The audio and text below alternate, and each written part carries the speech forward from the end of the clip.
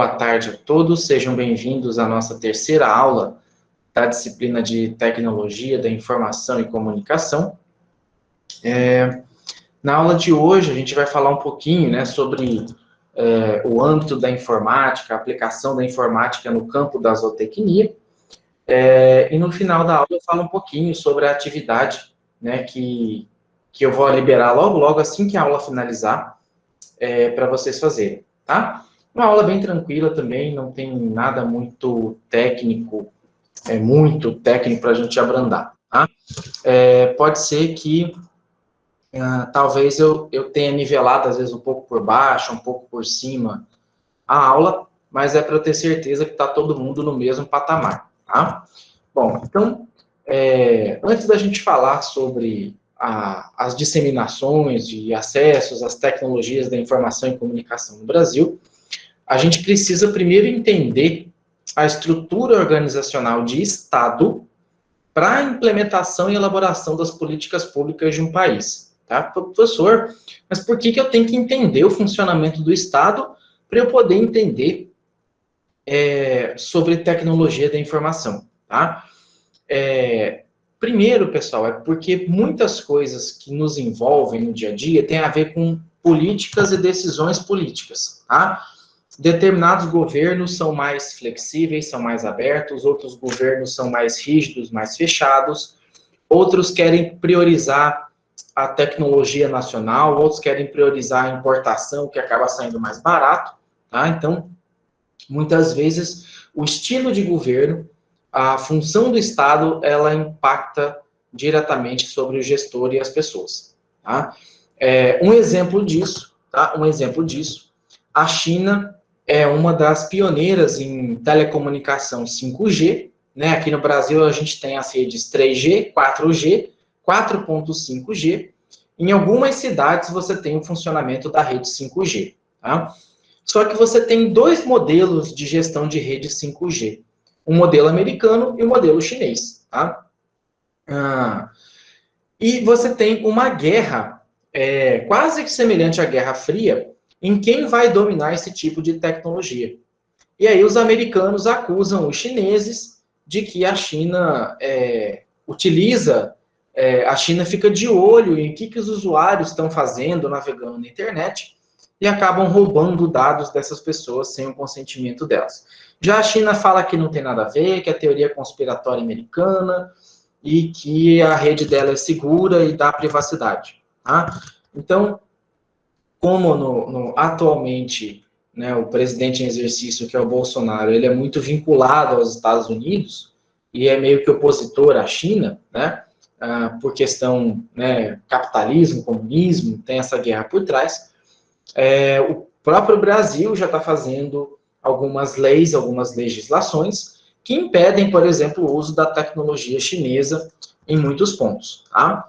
O Ranho Rio, em 93, eles já destacavam que a intervenção do Estado na vida das pessoas ocorre principalmente em função do estado do bem-estar social, né, que tem a ver com a oferta de educação, saúde, seguro-desemprego, com as políticas de gestão, né, se vai ser mais rígida, mais flexível, e a regulação econômica.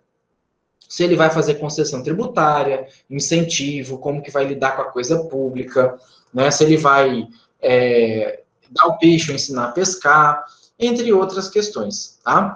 Então, né, como que funciona a União? Né? A União é dividida em 3 poderes, poder executivo, legislativo e judiciário, tá? Professor, qual que manda mais? Nenhum manda mais. Nenhum poder desses 3 é soberano ao outro, tá? Eles trabalham em equilíbrio. Ainda que tenha um certo destaque pelo poder executivo, né, o executivo não faz sem o legislativo e o judiciário intervém quando há conflito. Tá? Então, perdão, a função do poder executivo é propor e executar as leis e proteger o território e a população. Quem cabe ao poder executivo é o presidente, governador, prefeito, tá? São os chefes do executivo. O legislativo é quem propõe também algumas leis e modificam elas, à exceção das leis que causam aumento de despesa, essas leis são competência exclusiva do executivo, e o poder legislativo tem a função de fiscalizar o cumprimento das normas pelo Poder Executivo. Tá? É formada pela Câmara dos Deputados, o Senado, esses dois constituem o Congresso Nacional, em nível federal, e Assembleia Legislativa, nível estadual, e Câmara Municipal, o nível municipal. Já o Judiciário, ele vai julgar os desvios e descumprimentos da lei, ele serve como um poder moderador, né, de equilíbrio, e é formado pelos juízes, desembargadores e ministros do Supremo Tribunal Federal. Juiz, geralmente no âmbito municipal, desembargador no âmbito estadual e ministro no âmbito do Supremo. Tá? Aí você tem o STJ, você tem as outras câmaras recursais, mas mais ou menos é ligado a isso. Tá? São os três poderes, eles são equiparados e independentes, ou seja, você tem cada poder tem sua autonomia relativa, tá? E você não tem nenhum poder que sobressai sobre os outros no que diz respeito a responsabilidades ou de direitos. Tá? Então, muitas vezes, por exemplo, vou citar um caso aqui, né, do que tem a ver a questão dos poderes, influência no nosso cotidiano. Acho que no final da semana passada, ou começo dessa semana, o presidente editou uma medida provisória em que ele isentava a importação, na verdade, as taxas de importação do armamento, de arma, compra de arma, né? Isso tem dois impactos. Primeiro, porque a arma produzida lá fora é mais barata do que a produzida aqui, né? E segundo, que isso acabou, na verdade, é uma promessa de campanha dele, né? Facilitar o acesso da população às armas, tá? Só que o judiciário entendeu como algo exagerado do presidente, algo que precisaria ser, de fato, ser tomado como decisão em uma lei, né? E foi uma decisão que fere o que está na Constituição, que é o princípio maior. Então, nesse ponto, muitas vezes o judiciário age, às vezes extrapola também, às vezes não, né, a sua limitação, o seu poder, mas esse é o papel dos poderes, tá? É o presidente do Executivo que escolhe os nomes dos membros do Supremo Tribunal, né, de certa maneira controlando um pouco o Judiciário, e o Legislativo que aprova esses nomes. Então, o Executivo indica, o Judiciário aprova. Tá? E o Executivo e o Judiciário acabam aplicando as leis, julgando as leis, podendo até mesmo suspender a execução de alguma dessas leis. Tá? Então, dito isso, eu explico a questão dos três poderes formalmente constituídos no nosso país, tá? Mas tem outros dois poderes que formalmente não são poderes, mas que acabam tendo impacto diretamente no nosso dia a dia e na nossa vida. Tá? Existe algo assim meio que tácito, ou seja, implícito, de chamar muitas vezes a mídia, a televisão, rádio, jornal como um quarto poder. Tá? Não que eles sejam algo formalmente constituído, mas muitas vezes a mídia, né, a televisão, o rádio, o jornal, eles têm um certo poder de influenciar as pessoas, tá? Porque muitas vezes, né, desde o histórico do jornal de reportagem, eles têm o objetivo, né, o jornalismo tem o objetivo de fornecer informação, esclarecer fatos e informações para a população. Porém, muitas vezes, a mídia ali, o jornal, a TV, eles acabam sendo parciais, ou seja, eles acabam expressando a opinião deles como se a opinião deles fosse a verdadeira, de maneira, muitas vezes, a manipular a opinião das pessoas. Tá? Eu vou citar um caso aqui bem antigo, talvez alguns de vocês até lembrem, de um menino que nasceu no Brasil, ele tinha, acho que o pai americano e a mãe brasileira, e o menino nasceu aqui no Brasil, e a mãe morreu. A mãe do menino, que era brasileira, morreu. O pai pegou o menino e levou para os Estados Unidos. O pai era americano, levou o menino para os Estados Unidos. Na TV Globo, a reportagem, a notícia que era contada... e a avó acabou... A mãe da mãe do menino acabou entrando na justiça requerendo a guarda da criança, alegando que o pai não cuidava, que o pai ficava morando mais nos Estados Unidos e que quem acabava cuidando era mais a avó, né? E aí o pai também entrou na justiça requerendo a guarda do filho, porque ele é o pai, tá? Então, era o mesmo fato, a mesma situação, mas se você assistisse, por exemplo, pela Globo, a tendência era que a avó estava certa. né, que a injustiça estava sendo cometida com a avó. Se você assistisse pela Record, parece que o pai estava sendo injustiçado e que a avó era o bandido da história, digamos assim. Então você tinha o mesmo fato, né, que deveria ser uma investigação assim imparcial, sem formar necessariamente opinião, e muitas vezes, dependendo de quem assistiu o canal, a opinião estava formada ali, né, pelo canal de televisão. Entre outras situações, né, muitas vezes a mídia ela quer atingir ou promover um determinado político, né, uma situação. Então, até mesmo assim, é impossível de assistir jornal hoje em dia, porque 80, 90% do jornal é falando da Covid, é falando da Covid, é falando da Covid. E isso, assim, com perdão da palavra, isso chega a encher, né, chega a cansar, porque é só isso, parece que é só isso, né, que o Brasil vive, que o Brasil passa. E a gente sabe que é algo preocupante, é uma pandemia, mas não é só isso que está acontecendo, tá? Então tem outras coisas boas, tem outras coisas ruins acontecendo, mas o quarto poder ali, essa mídia, acaba muito influenciando. Você tem situações em que geralmente alguns políticos são donos de emissora de rádio, de televisão, justamente para fazer autopromoção, para que ele se perpetue pelo poder eleitoral por vários anos. Tá? E tem aí, né, dos últimos 10 anos para cá, o quinto poder, que apesar de ser também como é que eu chamo assim, algo relativo a uma mídia, né, uma mídia social, o quinto poder, né, no quarto você tem um canal unidirecional, você tem a TV e a rádio direcionando o que é para qual é a opinião. No quinto poder, que é o poder das redes sociais, que aí a gente começa a envolver a tecnologia e a nossa disciplina, você tem um canal bidirecional de comunicação. Então, você tem algumas pessoas que antes eram só ouvindo, compartilhando opiniões, informações, experiências, e, infelizmente, fake news. Né? Tem muita coisa boa compartilhada, mas também, ao mesmo tempo, tem muita fake news, tem muita desinformação. Então, o acesso às redes sociais foi um processo de democratização, porque as pessoas de mais idade, por exemplo, eu tive uma fase, talvez muitos de vocês tiveram a fase de passar pelo computador, passar por uma sala de chat no site da Terra, da UOL, Mirk, ICQ, né? As comunicações que se tinha na época, porque o celular era só SMS, era muito precário. E esse pessoal de mais idade, da terceira idade hoje, não passou por essas fases. Eles já saíram direto do celular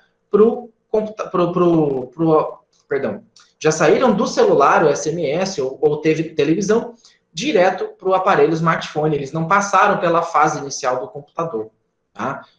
Que foi nos anos 2000 a 2008, mais ou menos. Eles já foram direto para a fase do smartphone, começando em 2010. Então, as redes sociais é algo que deu muita voz, deu muita visibilidade, mas, ao mesmo tempo, deu voz e visibilidade para quem é maluco, para quem é meio doido também, né? Então, volta e meia, você tem umas teorias conspiratórias que não faz o menor sentido, você tem algumas pessoas que ainda defendem, por exemplo, o terraplanismo, e ganharam palanque e palco para continuar defendendo isso, né? E não é uma coisa, por exemplo, igual religião, né, que cada um tem a sua e que você nunca vai chegar no consenso. Né? A questão do terraplanismo é científico, é notório, tem vários fatos que derrubam por si só o conceito de que a Terra é plana. Tá? Então, mas ainda assim a gente tem um grupo grande, não é um grupo pequeno, que defende isso. Tá? Então, naquele texto que eu passei para vocês também ler, ele aborda sobre isso. Né? O Toffler, quando ele trabalha no livro, né, no livro dele chamado A Terceira Onda, ele trata dessas mudanças ocorridas na humanidade ao longo do tempo. Né? Então, através do que ele chamou de, metaforicamente, de ondas de transformação da humanidade. Essas ondas, né, às quais ele se refere, sempre retratam as diferentes formas de criação de riqueza. Tá? Então, é importante vocês compreenderem a questão de riqueza, de valor, né, porque são valores relativos. Ao longo do tempo, os valores podem mudar. Tá? Então, aquele exemplo que eu dei na primeira aula, uma garrafinha de água no mercado, né, de uma garrafinha de 500 ml de água, custa 2, 3, 4 reais, se for um preço muito caro. Né? no deserto, essa garrafinha de água não vai custar 2, 3, 4 reais, tá? Ela vai custar o que a pessoa tiver condição de pagar. E vai custar aquilo que quem detém ela tiver condição de vender. Muitas vezes nem preço não dá para colocar, tá? Da mesma forma que não dá para colocar preço numa vida, da mesma forma que não dá para colocar preço no animal de estimação, entre outras questões, tá? Porque o conceito de riqueza e de valor é diferente de pessoa para pessoa. Eu tenho uma caneta Bic que meu pai me deu, acho que 2, 3 dias antes dele ficar doente, ser internado e falecer alguns dias depois. Eu não vendo essa caneta por nada nesse mundo. Essa caneta vai ser enterrada comigo, né? Não tem preço, não tem valor, porque foi o último presente assim que eu ganhei do meu pai. Então é uma caneta Bic que você compra por R$1,50 por aí, mas para mim ela tem um valor, uma riqueza muito diferente, tá? Então o Toffler ele faz ele vai abordando, né, sobre as ondas e de maneira muito resumida, muito sintética, ele diz que a primeira onda foi quando a raça humana passou de uma civilização tipicamente nômade, né, para uma civilização basicamente agrícola, né, há cerca de 10 mil anos atrás. Então você tinha, a gente já comentou superficialmente isso em aulas anteriores, né, você sai de uma civilização que vivia basicamente da caça, então aonde a caça se movimentava, ela corria atrás, e a civilização falou, opa, vamos fixar pezinho aqui, vamos fincar nosso pé aqui e vamos começar a cultivar. Em vez da gente ficar perdendo tempo correndo atrás aí do alimento, vamos fazer com que o alimento fique mais acessível, né, para a gente. Aproximadamente, né, 10 mil anos atrás. A segunda onda, ela ocorreu quando a civilização basicamente agrícola passou por uma civilização basicamente industrial. Tá? O início dessa mudança se deu há cerca de 300 anos nos Estados Unidos e na Europa, e foram duas ondas que meio que aconteceram em quase o mesmo período, e por isso ela foi um pouco agravada. Tá? Coincidiu o período de abolição, né, da escravatura com o começo da industrialização. Tá? Então, o que aconteceu na prática? As pessoas, né, que eram mantidas como escravos em fazenda, de repente se tornaram livres de um senhor comandante, mas acabaram ficando escravo do dinheiro do capital. Tá? Eles mantiveram a escravidão, só que, porém, quem detinha o poder era o capital, e as pessoas precisavam trabalhar, porque enquanto ele era mantido na fazenda, lá na propriedade de terra, alguém tinha que prover o alimento e o sustento dele. Quando ele passou a ser livre, ele passou a ter que procurar o alimento e o sustento, migrando muitas vezes para a cidade, porque às vezes no campo não tinha mais espaço, e isso foi um grande problema social, tá? Porque as empresas, as indústrias estavam muito no início, não tinha condição de absorver toda a mão de obra, e nessa segunda onda, como era muita mão de obra, e era uma mão de obra assim, desqualificada, basicamente uma mão de obra braçal, em que se uma pessoa adoecesse, falecesse, você rapidamente substituía ela por outra, né? Isso acabou fazendo com que os salários fossem muito baixos, e que se você tivesse ainda que recebesse uma remuneração, era considerado um trabalho escravo, porque as condições de trabalho eram péssimas, eram subhumanas, tá?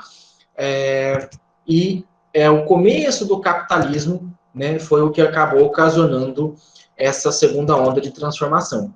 E parte dessa segunda onda derivou, né, parte dessa segunda onda vem de uma seguinte situação. O que antes, na primeira onda, a produção era basicamente uma agricultura de subsistência, né, o que é isso? Eu planto lá minha horta, eu crio meu gado ali, meu porco, meu boi, minha vaca, para o meu sustento. De repente, eu consigo um espaço de terra maior, a vaca, né, já junto com o bezerro, vai procriando, a minha horta vai aumentando, eu começo a ter excedente de produção e começo a querer vender esse excedente de produção. Né? De repente, daqui 20, 30, 50 anos, eu estou tão bom nisso, que eu começo a desenvolver ferramentas, começo a desenvolver tecnologia para que a minha produção comece a avançar, para que a minha produção comece, né, para que eu ocupe o menor espaço de área plantada, para que o tempo de engorda do meu gado seja mais curto, para que o que antes um período de safra durava 6 meses passe a durar 3, né, e eu tenha 2 ciclos, 3 ciclos de safra por ano, entre outras questões, tá? Isso na segunda onda. E a segunda onda, mais ou menos, dos anos de 1800 até os anos 1950, aí, aproximadamente. Tá?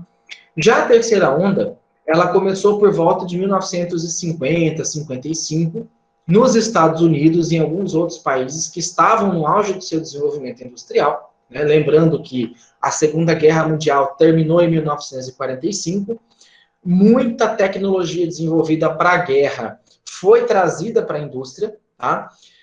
Você tinha uma mão de obra que foi muito qualificada para a guerra e que entendeu os conceitos de planejamento, entendeu o conceito de tecnologia, entendeu o conceito de método científico, tá? Acabou com o empirismo e com o achismo. E aí você tem uma equipe de pessoas mais qualificada, com a tecnologia maior e com o poder de consumo aumentando. Né? E a principal inovação, né, no meado dos anos 55 aí, né, era com relação ao fato de conhecimento passou a ser não só um meio adicional de produção de riqueza, mas o meio dominante. Né? Então não era só mais a inteligência, a criatividade, não era mais um meio, ele era o essencial, ele era o gene dominante. Então o conhecimento ele se tornou um ingrediente indispensável nos diversos sistemas produtivos. E o Tajara afirma isso. Ele até faz a seguinte afirmação, né, que quem detém conhecimento detém poder, quem detém conhecimento tecnológico detém ainda mais poder. Tá? Então, na unidade 4, a gente vai falar sobre banco de dados e bancos de informações, mas só adiantando aqui um pouco o conteúdo. Na unidade 4, eu vou mostrar para vocês o tanto de informação que a gente produz por dia, que a gente nem percebe que está produzindo essas informações. E muitas vezes o Google, tá, sabe muito mais sobre um hábito de consumo nosso do que a gente mesmo. Tá?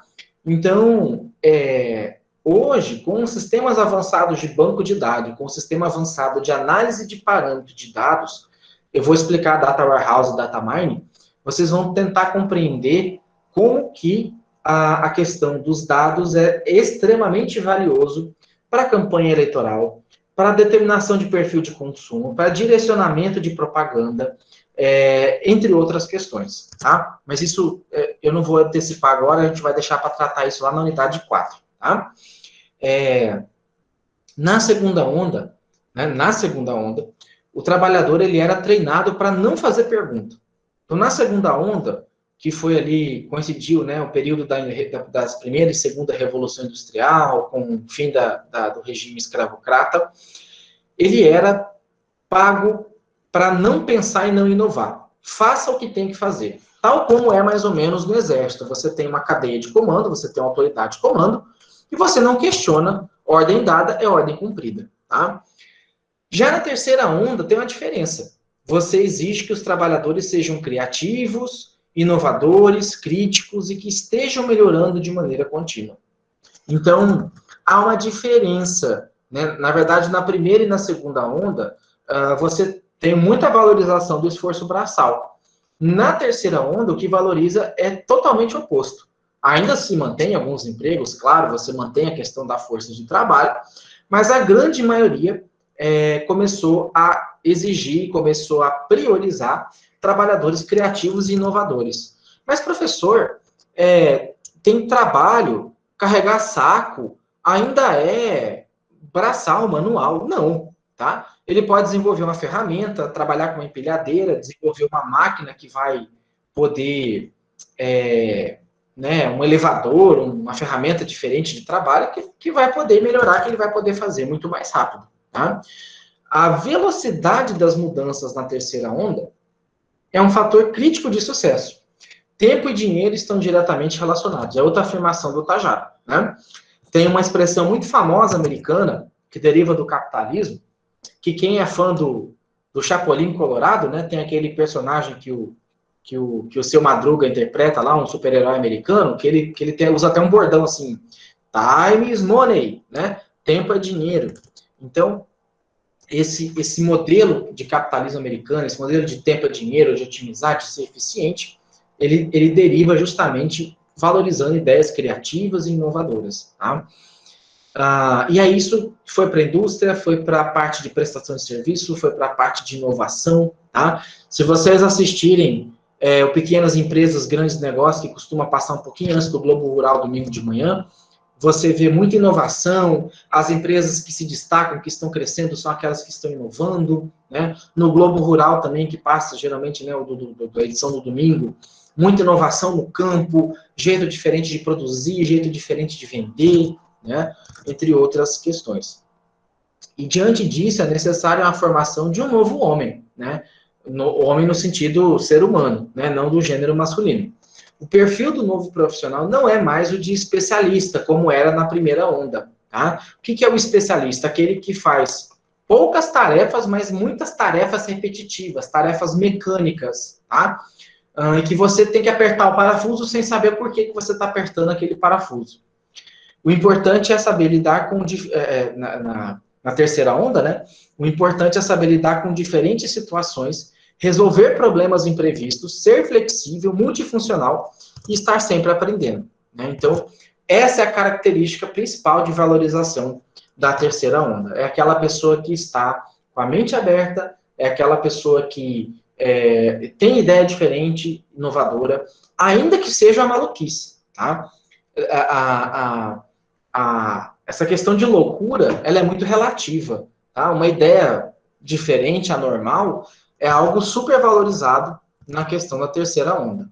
Porque é algo que, às vezes, de tão absurdo que muitas vezes ninguém chegou a levar o pensamento adiante, e, de fato, é esse pensamento que pode prevalecer. Né? Esse pensamento que tem lá o seu fundinho de razão, o seu fundinho científico.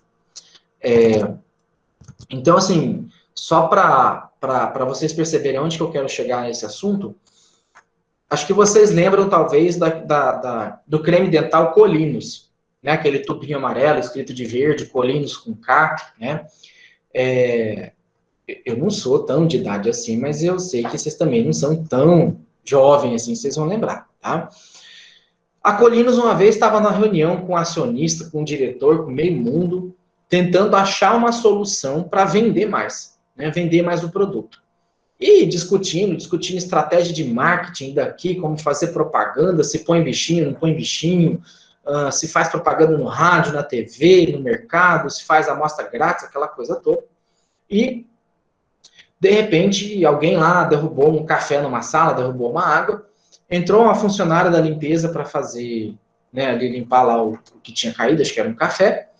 Ela escutou a reunião ali acalorada, a discussão de ideias, e ela, com a maior humildade do mundo, com a maior simplicidade do mundo, pegou e falou assim, olha, vocês querem que as pessoas consumam mais creme dental? Alarga o tubo do creme dental, né? Porque ninguém passa creme dental 2 vezes na escova, né? Se você alargar a boca do tubo de creme dental, e você passar uma única vez, você vai estar passando mais produto. Se passar mais produto, você acaba gastando mais, e gastando mais acaba consumindo mais, tá? A lógica dela silenciou a reunião, porque a lógica dela fazia muito sentido. E essa ideia dela, de tão simples que era, que estava na cara de tanta gente, foi utilizada na indústria de bebida. Então a Skol foi a primeira a mudar a boca da latinha para uma boca mais larga, e a Skol até hoje usa desse slogan de cerveja que desce redondo, boca mais larga, né? A boca mais larga dá uma ideia de redondeza, então por isso é uma cerveja que desce mais redondo. E na verdade o fundo que tem por trás disso é aumentar o consumo da bebida, o consumo do creme dental, tá? Então, essa é a história que não é contada para vocês na televisão, mas que eu conto aqui, né, porque isso tem a ver com o ambiente de negócio, tá? Da mesma forma, você aplica isso para o campo, entre outras coisas. Vou tentar rodar um vídeo aqui na aula, tá? Mas se não der certo, esse vídeo que eu estou tentando rodar aqui está disponível dentro do SIGA, tá? Logo embaixo da aula que eu vou postar de hoje, ele já está lá disponível. Deixa eu tentar rodar. Eu vou rodar 30 segundos só, e aqui no chat, vocês só manifestem para mim se está saindo o som ou não. Era para sair o som, mas se não sair, eu deixo, eu não vou passar ele inteiro não, para não tomar tempo da aula, tá?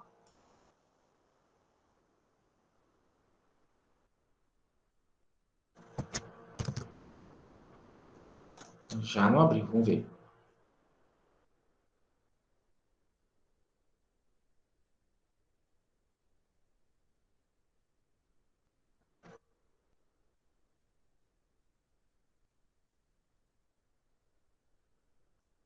Deixa eu só ver. Manifesta aqui no chat, vocês estão escutando o som ou não? Ele só tocou a musiquinha de fundo, não, né? Tá, beleza. Eu não vou passar ele então, para não tomar o tempo da aula, vocês assistirem um vídeo sem som. Eu acho que eu já imaginava mesmo que talvez o som não fosse sair, tá? Mas assistam ele depois no Cigarro, tá?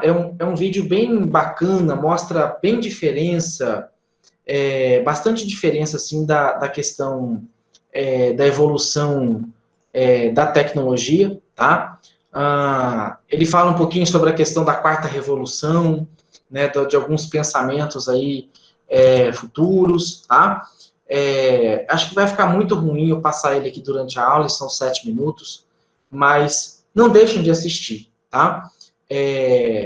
Eu acho, eu não sei, Melissa, se ia sair o som ou não, porque geralmente ele compartilha a tela, não compartilha vídeo. Não compartilha áudio, perdão, tá? Mas está postado lá no SIGA, tá? E depois que a aula finalizar, amanhã, quinta-feira, dê uma assistida, tá? Não deixem de ver ele, não, tá?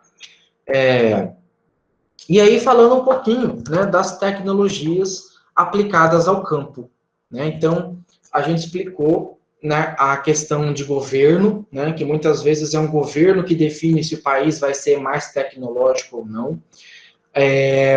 Até mesmo o nosso ministro da Ciência e Tecnologia, o Marcos Pontes, que é o astronauta, ele estava com um projeto de lançar um satélite, que esse satélite daria internet mais fácil aos municípios menores e mais distantes dos grandes centros, né? Vila Rica seria contemplada, várias cidades aí seriam contempladas, mas tem muito empecilho, tem a guerra de tecnologia, né? E aí isso muitas vezes acaba dificultando, tá?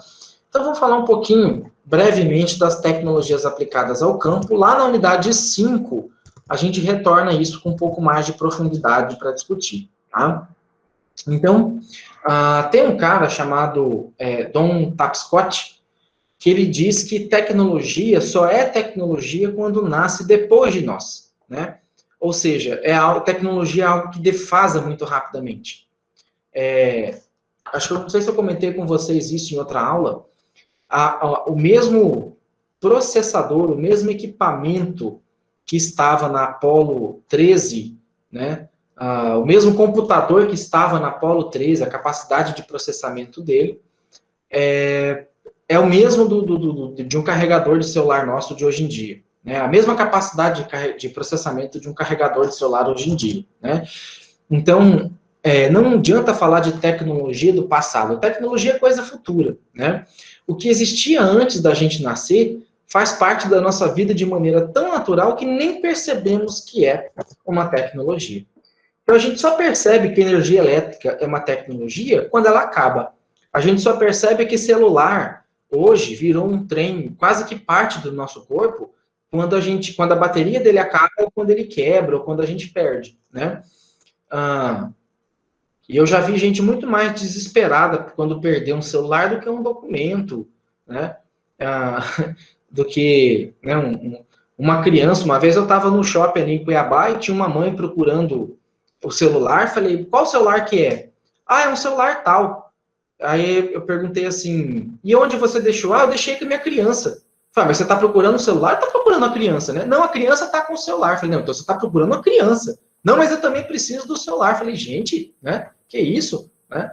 Então, né, tudo bem que era um iPhone desses de quase preço de um rim, mas, como eu falei, a vida não tem valor, poxa, é uma criança, né?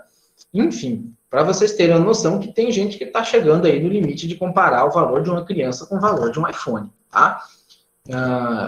Olha a que ponto chegamos, tá? E aí a gente tem 3 tipos de tecnologia também, que a gente faz uso, tá?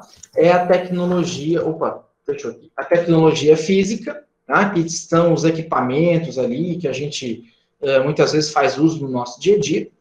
As tecnologias simbólicas, que são as interfaces de comunicação, como uma aula ao vivo dessa é um exemplo de uma tecnologia simbólica, tá? A comunicação, por exemplo, através de emojis, emotions, figurinhas, tá? Ícones, na verdade, né? Figuras, símbolos, né? Se vocês prestarem atenção, lá nas pinturas rupestres, eles se comunicavam através de símbolos. E a gente está voltando hoje, de novo, a comunicar por símbolos. Tem grupos de WhatsApp, talvez alguns de vocês participem, que a regra do grupo é conversar com figurinha ou com símbolo, né? Não é permitido textos, por exemplo, por questão de identificação de grupo, de comunicação, de linguagem, tá? Né, hoje muitos símbolos, né? O símbolo da reciclagem é um símbolo quase que universal, o símbolo de uma ideia, que é uma lâmpada acesa, é um símbolo universal, né? Você tem vários símbolos, logomarcas, que são tecnologias simbólicas, tá? E também você tem as tecnologias organizadoras que fazem relação com o mundo, né? Então, a ideia é que você tenha, por exemplo, não sei se vocês viram a reportagem de um cabo de fibra ótica que está sendo passado lá em Fortaleza, no Ceará, né? Deixa eu ver se eu localizo aqui a notícia rapidinho, mas é um cabo que vai aumentar a comunicação, vai aumentar o tráfego de dados e, consequentemente, acaba aumentando a tecnologia, acaba aumentando a comunicação, o acesso remoto, entre outras coisas. É um cabo submarino entre Brasil e Europa. Deixa eu postar aqui na notícia no chat, né, para quem quiser acessar depois, tá? Então, chegando um ponto assim que você fala, poxa, né, ainda com satélite a gente utilizando o cabo, mas é que a questão do cabo ele consegue uma velocidade de tráfego e uma interferência, um ruído, né, muito menor do que a comunicação por satélite, quando o tempo é nublado, tem tempestade de raio solar, ela é afetada, e é uma maneira de integrar a comunicação com o mundo, tá? Mas muito se fala sobre informática, né? Mas aí eu venho o seguinte questionamento, né? Vocês sabem o que é informática, né, em si? Vocês têm noção do que de fato é a terminologia informática, né? A informática ela é uma ciência que se dedica ao tratamento da informação mediante o uso de computadores e demais dispositivos de processamento de dados. Então, a informática, ela deriva da palavra informação mais a palavra automática, né? Ou seja, como se fosse uma informação mais rápida, mais célere, mais confiável e um pouco mais automática, né? Muitas vezes você joga lá no Google, né? Uma determinada informação e o Google já começa a te corrigir, né? Você quis dizer isso, né? Você quis dizer tal coisa? Não, verdade, Google, é isso mesmo que eu quis dizer, né? Então, são aplicações, por exemplo, da informática, né, associadas à inteligência artificial, a padrões de comportamento, que vão criando parâmetros para avaliação, né? Então, falando um pouquinho da informática no campo, né? A informática, até cerca de 20, 25 anos atrás, a agricultura e a computação eram 2 áreas imissíveis. O que é área imissível? São áreas que não se misturam, tá? Primeiro porque no campo você mal tinha energia elétrica, né? Internet, então, nem se fala. Internet a gente quase não tem dentro de área urbana, né? Imagina na zona rural, que às vezes o cabo passa lá na frente, mas não tem desvio ali, não tem conexão. Há 20 anos atrás, as limitações com informática também eram grandes. Computadores, a internet era muito caro. Muitas vezes a internet precisava de um telefone para poder ligar, né? Você tinha que ter uma linha telefônica para você poder ter uma internet. A linha telefônica é algo mais urbano, não é algo rural, né? E também tinha uma ausência de interesse do meio agrícola pela tecnologia da época, que era algo caro, pouco integrado e de pouca aplicação, digamos assim. né? Você não tinha o que fazer. Tá, eu vou levar um computador para o meio do mato, eu consigo uma energia, mas eu vou fazer o que com esse computador, né? Então, você não tinha uma certa integração disso. Porém, de 20 anos para cá, de 15 anos para cá, passou-se a dar uma maior perspectiva para um negócio chamado agroinformática. O que é a agroinformática? Tá? É um termo criado para referenciar a informática aplicada à agricultura de maneira geral, seja plantio, pecuária, seja a extensão, enfim, tá? A produção de maneira geral. Tá? E a agroinformática, hoje, ela tem um profissional, um empresário agrícola, buscando inovação e informação constantemente, uma vez que a inovação agrega valor à sua produção. Tá? Então, o que eu defino, o que eu chamo de agregar valor à sua produção? Hoje você tem o uso de robôs, né? Você tem o uso de vários aparelhos comandados por GPS, você tem o uso de câmeras, o uso da internet, o uso de monitoramento, rastreamento, a parte de ordenha, a refrigeração, você tem hoje tudo quase que controlado por computador, né? Você pode ter isso controlado de maneira programada ou até mesmo remota, né? Você vai lá dar os comandos de ligar uma luz, de ligar um ventilador, ligar um ventilador automático quando a temperatura da granja atinge tantos graus, né? Então, você tem tudo isso ligado. E assim, para vocês terem uma noção, aqui em Cáceres, eu fiz uma consultoria para um laticínio uma vez, que ele pagava um salário mínimo para um funcionário, de carteira assinada e tudo, só para desligar a câmara fria do laticínio de 5, 6 horas da tarde até 9, 10 horas da noite, que é aquele horário de ponta, que a energia é um pouco mais cara para quem é optante do grupo A, grupo B, tarifa verde, tarifa azul, um negócio assim, tá? Eu falei, cara, mas você está pagando uma pessoa só para vir aqui ligar um botão e depois vir aqui desligar o botão, né? Ah, sim, porque é confiável, porque a gente já tentou botar um timer, tentou botar um aparelho, mas aí a energia cai. Eu falei, olha, se você gastar um salário e meio, eu te compro um equipamento super confiável, né? Que funciona a bateria, né? Que você nunca mais vai ter esse tipo de preocupação, né? A preocupação sua vai ser a cada 6 meses só verificar se a bateria não está descarregando, não está viciada, né? E eu falei assim, só que eu vou te apresentar essa ferramenta, mas eu não quero que você mande essa pessoa embora. Eu não quero provocar a demissão de ninguém, eu quero que você remaneja ela para outra área da empresa, né? Para que ela faça outra função, que não essa função que é muito simplista, que está, né, inclusive, menosprezando a capacidade de produção dessa pessoa. E ele combinou comigo, eu fiz, né, a proposta, ele ganhou um funcionário a mais, né, porque eu não quis reduzir a mão de obra, mas eu aumentei a capacidade de produção dele. E ficou muito mais confiável, porque mesmo com a mão de obra, às vezes a pessoa esquecia, às vezes a pessoa está assistindo um jogo de futebol e ela esquecia de desligar, ou esquecia de ligar, né? Às vezes chegava atrasado, então acabou ficando muito mais confiável, tá?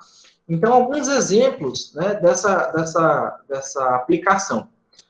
Você tem hoje agricultura de precisão, né, com o uso de drones, com a questão de mapeamento de solo, né, para você fazer correção de solo. Então, por exemplo, antigamente você tirava, né, fazia os buracos de amostra de solo, e daí você meio que fazia por uma média, né, você, entre o buraco 1 e o buraco 10 tem deficiência de 5, vai lá e corrige o solo com 5, né. Aqui não. Aqui, por exemplo, por essa imagem, deixa eu pegar aqui o meu marca-texto, deixa eu mudar a cor aqui que está amarelo, vou botar um roxo, né? Aqui eu posso ver que se eu tiver que concentrar a aplicação de calcário em algum lugar, é esse lugar aqui, né? Eu tenho esse e esses dois lugares aqui de maior incidência. Isso se eu quiser fazer pela média, se eu quiser aplicar especificamente nesses locais, a própria máquina, o próprio aparelho, né, que vai fazer a correção de solo, já faz de maneira precisa nesse local, tá? Com muita exatidão. Então, a agricultura você tem a agricultura de precisão, você tem o sistema de informação geográfica, que é o GIS, você utiliza o GIS e o GPS, né, visando aplicar os insumos defensivos de forma mais localizada, né? apenas onde e quando for necessário, né? Então, a questão da informação geográfica tem a ver aliada ao GPS, né, tem a ver com a posição precisa, bem detalhada do local, né? Mapas de colheita, sensoriamento remoto, sensores, né, para ver se o solo está muito seco, está muito úmido, se precisa, né, de alguma correção, se precisa de algum outro produto, enfim, né? Então, quanto precisa colher por dia, qual é a meta de colheita, se tem que colher mais rápido, mais devagar, se tem que acelerar, tem que diminuir, se alguma outra área amadureceu primeiro do que foi da outra que foi plantada. Então, você tem muitas informações. E se vocês pegarem os gráficos comparativos de produção por hectare, né, a soja, quantas sacas de soja por hectare, quantas toneladas de algodão por hectare, vocês vão perceber que essa produtividade, né, a relação quantidade produzida por área produzida, ela está ficando cada vez maior ao longo do tempo por conta da tecnologia, tá? Aí você tem também a questão da bioinformática. O que é a bioinformática, tá? É engenharia genética, que está mais ligada, né? Essa área, sim, está um pouco mais ligada com a área da zootecnia, né? Você ordena os genes para descobrir alguns padrões, né? Você seleciona, classifica aqueles padrões geneticamente melhores, mais confiáveis, né? E com isso os organismos são geneticamente modificados, né? Ainda há muita discussão, há muita polêmica sobre esse tema, mas alguns exigem o selo de transgênico para mostrar que aquele animal, que aquele vegetal teve uma modificação genética, porque ainda assim você tem experimentos que são inconclusivos do ponto de vista de fazer bem ou mal para a saúde. Está muito cedo para dizer se eles afetam ou não a saúde das pessoas, mas em tese não, tá? Ainda que algumas pesquisas relacionando modificação genética com aumento de câncer, mas é muito difícil porque você não consegue isolar todas as variáveis para dizer que, de fato, um boi ou uma vaca modificada geneticamente provocou câncer numa pessoa. Mas a pessoa era fumante, a pessoa tinha um hábito de vida pouco saudável, né? Então é muito difícil de você fazer essa associação. E esse ordenar os genes e descobrir os padrões, que é o data mining, o minerador de dados, a gente também vai discutir lá na unidade 4, com um pouco mais de detalhe, e aí vai fazer sentido o que eu vou explicar para vocês, tá? A questão do uso de informação e da coleta de informação em tempo real, e qual que é o impacto disso para a tomada de decisão. Mas lá na frente eu explico para não confundir, né? Tem também a questão da automação agrícola, né? Então, você tem cada vez mais automação se fazendo presente no campo, seja, né, para alimentação, seja para extração, para ordenha, né? Você tem a mão de obra sendo substituída pela máquina, né? Aí a mão de obra, ela está ficando obsoleta? Não, ela tem que se capacitar.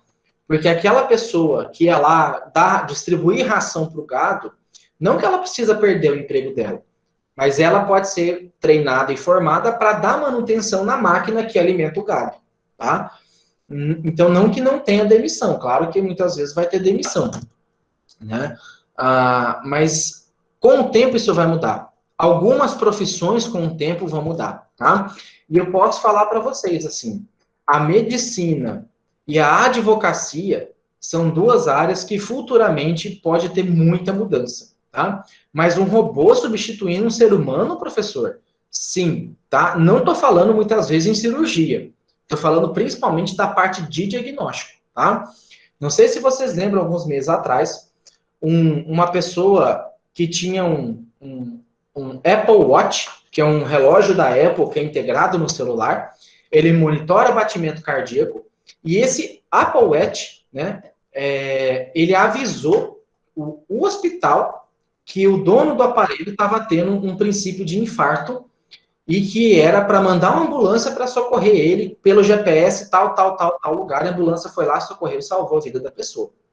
Então, na unidade 4, eu também vou explicar para vocês como é que a gente fornecer informação sobre nós mesmos pode ajudar a salvar a gente no futuro, ou pode prolongar a nossa vida, pode fazer com que a gente viva por mais tempo, tá? Isso a gente deve falar também na unidade 4, tá?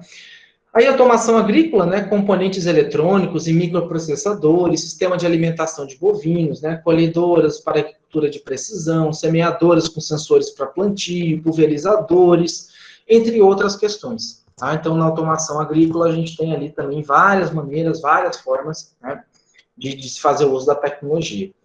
E os sistemas de informação, né, porque toda a parte física de tecnologia precisa de um sistema.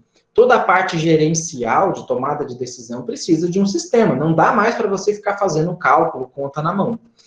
Então, os sistemas de informação, eles compreendem os softwares, que eu já vou explicar já já, para auxílio de gerenciamento, as planilhas de cálculo para controle de atividades, o sistema de gerenciamento de fazenda e rebanho, sistema de rastreabilidade de bovino, né? Então, por exemplo, a carne exportada, ela precisa ter rastreabilidade.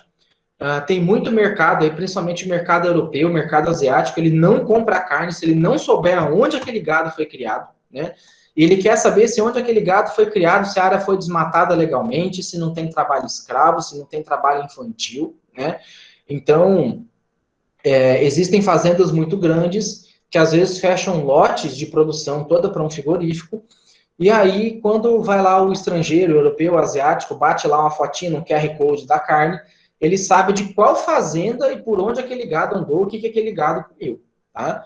Então, e por que isso, professor? Porque tem, por exemplo, países como os países da Arábia Saudita, os países de religião islâmica, eles comem carne, eles comem a carne do boi. Mas tem todo um ritual de sacrifício desse animal, tem horário, tem a questão do pôr do sol. Eu não sei explicar com exatidão, mas tem toda uma questão de ritual. A Índia, por exemplo, não come carne de boi, porque considera a vaca um animal sagrado, né? Então tem toda uma questão cultural também envolvida com isso, tá? E aí, só para a gente fechar, né, a aula de hoje, dentro da tecnologia, vocês já ouviram falar durante as nossas aulas também, mas eu deixei aqui para o final, duas palavrinhas que são muito comuns, que é as palavrinhas chamadas hardware e software, tá? Então, para esclarecer e sanar algumas dúvidas de vocês também, para a gente alinhar, talvez muitos de vocês já saibam o que é, mas eu preciso trabalhar isso até porque está na emenda, tá? Hardware é a parte física de um computador. Ela é formada por periféricos de entrada e saída, circuito eletrônico, carcaça, peça em geral. Então, alguns exemplos de hardware. Hardware, em outras palavras, é aquilo que a gente pode pegar, aquilo que a gente pode ir lá e sentir, tá? Então, eu tenho aqui um HD externo, um HD, na verdade, computador, que é um hard disk.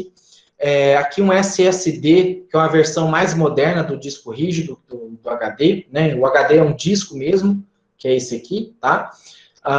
Que tem um bracinho que faz a leitura, né? Aqui o bracinho dele que faz a leitura. O SSD é um disco sólido, tá? Ou seja, ele é um pendrive gigante, então ele armazena informação de maneira mais segura e mais rápida. Tem a placa-mãe de um computador, que na verdade é onde concentra aqui o processador, as memórias, tá? Aqui eu tenho a ligação da fonte, aqui eu tenho a ligação de placas PCI, aqui eu tenho saída antiga para impressora, saída de áudio, saída USB, saída de internet, entre outras coisas, tá?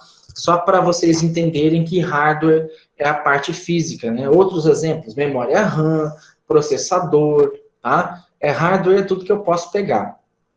E eu tenho também, conhecido como hardware, o que a gente chama de dispositivos de interface, ou também conhecidos como periféricos, tá? Por que periférico? Periferia, está em volta, né? Então, eu tenho, por exemplo, um teclado é um periférico, ou um sistema de interface, um monitor é um sistema periférico de interface, um fone de ouvido, uma impressora, um mouse, tá? Que são equipamentos que geralmente, por exemplo, um teclado, ele só tem saída de informação, né? A informação sai dele para o computador, do computador para o monitor. O fone de ouvido, né? do computador para o fone, tá? O mouse, do mouse para o computador, a impressora, do computador para a impressora. São dispositivos que são unilaterais, só tem uma única via de comunicação. Um pendrive, por exemplo, é um dispositivo de duas vias. Um pendrive, apesar de ser um periférico, ele tem entrada e saída de informações, né? Você carrega informação e apaga a informação e tal, tá? Software, aí já finalizando, software é a parte lógica de um computador. São os programas instalados na máquina que executam determinadas tarefas. Então, você tem vários tipos de software, né? Os básicos, que é o Windows, a Linux e o da Apple, né? O Mac. Você tem alguns utilitários, né? Que são softwares acessórios, que fazem o sistema funcionar de maneira eficiente, correta. Então, você pode ter antivírus, sistema de compactadores de arquivo, né, o WinRAR, o WinZip, que eu vou falar deles um pouquinho mais na próxima aula. Ferramentas de desfragmentação de disco, que é o defrag. E também aplicativos, né? Word, PowerPoint, Excel, CorelDRAW, PS. PS e CorelDRAW são sistemas para edição de imagem, tá? Word, editor de texto, PowerPoint, editor de apresentação, Excel, editor de planilhas, entre outros, tá? Na próxima aula nossa, eu vou falar um pouquinho mais detalhado de cada um desses aplicativos, assim, é um detalhado ainda um pouco superficial, tá? Porque eu não tenho como trabalhar todas as ferramentas de Word, todas as ferramentas de PowerPoint, todas as ferramentas de Excel, porque isso é um curso de 60 horas para cada um.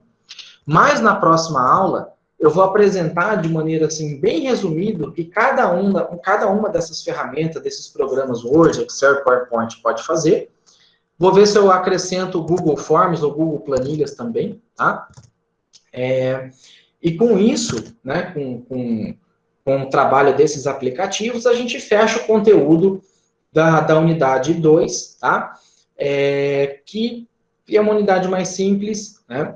E aí acredito que a gente vai estar um pouco alinhado nessa questão de tecnologia informacional, né? O certo seria uma disciplina de informática, mas quando a gente tiver a oportunidade de se encontrar num curso de extensão que eu vou propor presencialmente, eu posso trabalhar esses aplicativos, Word, PowerPoint, Excel, de maneira um pouco mais detalhada. E nada impede também, né, de vocês me procurarem. Professor, eu preciso fazer uma mala direta, né? Como é que eu faço uma mala direta, que é uma coisa que a gente usa com bastante rotina? É bem simples, você cria um banco de dados pelo Excel e importa esses dados pelo Word. Então, eu vou ver se eu posto no SIGA alguns videozinhos bem rápido explicando como isso é feito, tá? É lógico que isso é um pouco difícil também de fazer, porque os produtos Office, você tem versão 2007, 2010, 2013, 2016, 365, e cada uma dessas versões tem o painel um pouco diferente. Mas, na medida do possível, eu vou ajudando vocês, eu vou explicando aquilo que a gente mais usa em cada um desses programas, tá? Então, com isso, eu fecho a nossa aula de hoje, tá? Eu vou parar aqui a gravação para não ficar uma aula muito extensa, tá? E aí eu abro para alguma pergunta de vocês, caso tenha. Antes de eu finalizar aqui a gravação, deixa eu só relembrar, né, que a atividade 1 é o questionário, tá? Ele está programado para abrir às 14h30, então daqui meia horinha ele vai abrir, tá? Vai ficar disponível por uma semana, então vai ficar disponível até o dia 22, terça-feira da semana que vem, tá? Professor, mas a Unemat começa o recesso, pelo calendário acadêmico, o recesso está para começar ali dia 20, dia 21, eu sei, tá? Então, se você, assim, só que para eu deixar a atividade aberta de hoje até sábado, fica um tempo muito curto para vocês fazerem. Por isso que eu estou deixando até o dia 22, tá? Não, mas eu quero, dia 20, eu quero estar de férias já. Beleza, né? É só ir lá e responder. Antes do dia 20 não tem problema nenhum, tá?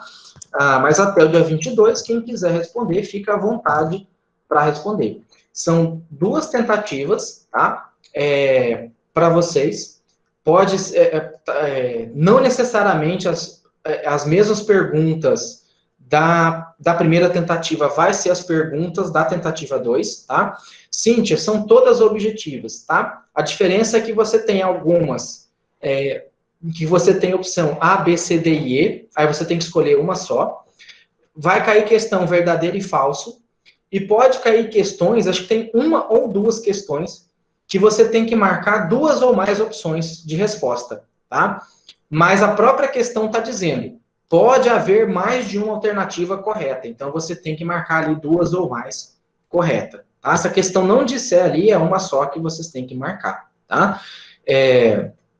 E aí vocês vão enviar, vocês têm duas tentativas, tá? Vai prevalecer a nota mais alta das duas tentativas, tá? Então, se fizer a primeira tirar 90, pode fazer a segunda. Se você tirar 70 na segunda, vai prevalecer o 90 da primeira tentativa, tá? Qualquer dúvida, e outra coisa, o SIGA-A, ele é programado para quando vocês abrirem o questionário, depois que você abre o questionário, você tem um certo tempo para responder, tá? Eu acho que eu cadastrei 600 minutos, que equivale a mais ou menos umas 10 horas. Então, o que eu recomendo? Assim, eu não tenho certeza se você abrir o questionário, o tempo já começa a contar, independente de você fechar a tela ou não, ou se o tempo para de contar, e aí quando você abrir de novo, o tempo volta a contar de novo, tá? Na dúvida, eu acho que vocês vão gastar 1 hora, no máximo, para responder o questionário, tá? Na dúvida, deixem para fazer num momento mais calmo, no final de semana, à noite, no horário que for mais calmo para vocês começarem e terminarem de responder o questionário. Não faz assim, começa a responder, daí para, daí volta de novo e para. Separa um tempo de 1 hora e meia para começar e terminar de responder, tá? Aí terminou, respondeu, enviou, dá um tempo para a segunda tentativa, dá uma olhadinha lá o que você errou e acertou, e aí abre a segunda tentativa, tá? Caso tenha algum problema com o questionário, professor, enviei errado, enviei antes da hora, enviou sem querer, me avisa que eu vejo aqui o que dá para fazer para arrumar, tá? Então, vou encerrar aqui a gravação por hoje e ficar aqui aberto para alguma dúvida ainda, caso tenha, tá joia? Um abraço e quem não tiver dúvidas, perguntas, até a nossa próxima aula na quinta-feira.